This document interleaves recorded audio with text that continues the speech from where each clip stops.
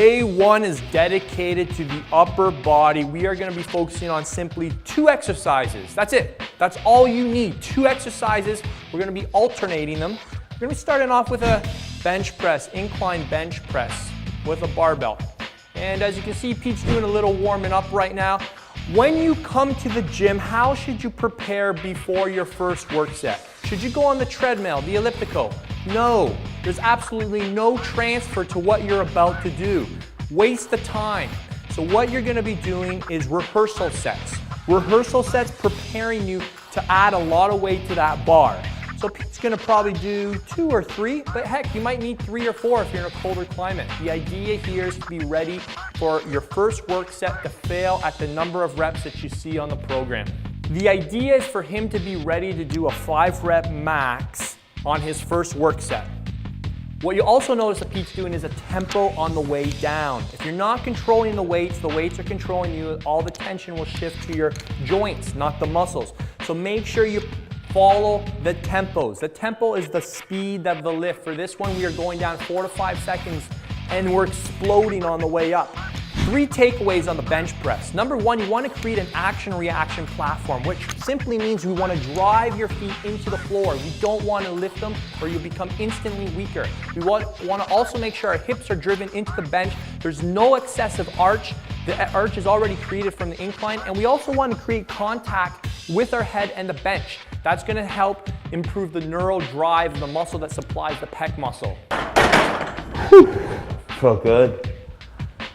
That was about the 4th set right there, 4th working set. Felt pretty good. Obviously it gets a lot harder after a few reps. You know, every set that you progress, it just gets much more difficult, but you just got to work through it. You know that every single rep that you're putting up is going to give you a lot more strength in the end.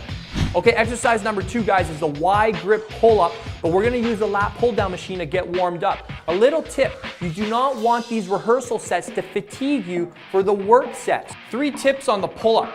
You wanna keep your body locked down. See how Pete's got his core really tight? Notice how there's no horizontal movement? We wanna simulate a pull-up. Notice how he's driving his butt into the ground.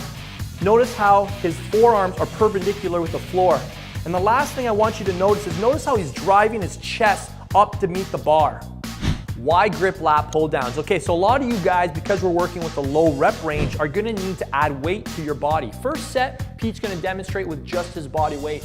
What I want you guys to also notice is that he is working with a fat bar handle. This is gonna create more recruitment from his muscle fibers. So again, if you don't have that, you can use one of these normal ones, but a lot of you guys know the benefits of working with fat grip, so that's kind of simulating this for a pull-up. All right, 5 reps.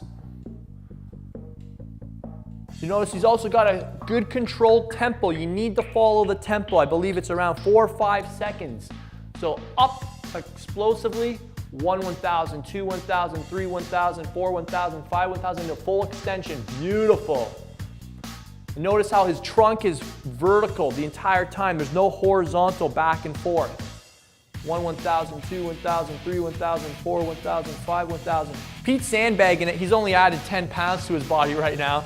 But in all seriousness, when you first start doing this exercise with weight, the increments are going to be very small, probably 2.5 pound increments. So don't feel ashamed if you start off with 2.5 pounds, then 5s and 7.5. As long as you're going up, you're going to get stronger. Quick tip to make this exercise more effective on your lats. As you're pulling up, keep your chest up the entire time. As you fatigue, the tendency is going to be to go like this, which makes it easier. So as you're fatiguing, think chest up, elbows down, forearms straight. How was it, big man? Well, it felt good, but obviously that kind of weight is not acceptable in my books. We obviously always want to get stronger. So week after week, if I increase my weight 5 or 10 pounds every week, I think I'm doing a good job. So by the end, if I'm adding a 45-pound plate or a 25-pound plate, I think we're doing good. Yes, guys, this program is designed to make you mad-ass strong. You're gonna love it. Each week, you're gonna come to the gym and your reps and sets are gonna be adjusted in a way so that you're set up to lift more weight. So in the next 8 weeks or so, you guys are gonna be working with some very, very heavy loads. I promise you'll be one of the strongest guys in the gym. So remember guys, the first 2 days of the week is strength training. We don't need a lot of exercises. Later on in the week when we're doing bodybuilding, we're gonna increase the amount of exercises. We want to keep this short and sweet. We want to keep the exercises to a minimum, but we're going to keep it heavy. Just trust the program, it will work for you.